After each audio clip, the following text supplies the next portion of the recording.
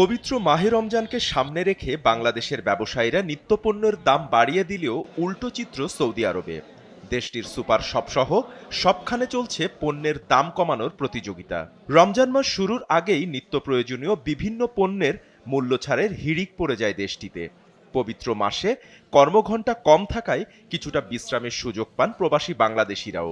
Ukraine যুদ্ধসহ বৈশ্বিক সংকটে বিশ্বের বিভিন্ন দেশে নিত্যপণ্যের দাম বৃদ্ধি পেলেও মধ্যপ্রাচ্যের দেশ সৌদি আরবে পবিত্র মাস রমজান উপলক্ষে এ চিত্র থাকে সম্পূর্ণ বিপরীত। মাহে রমজান উপলক্ষে কমানো হয়েছে জিনিসপত্রের দাম।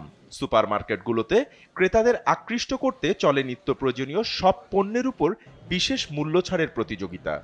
ছোলা, মুড়ি, চাল, ডাল, তেল, চিনি সহ রমজান মাসে যেসব পণ্যের চাহিদা বেশি থাকে সেগুলোর পর দেয়া হয়েছে বিশেষ ছাড়।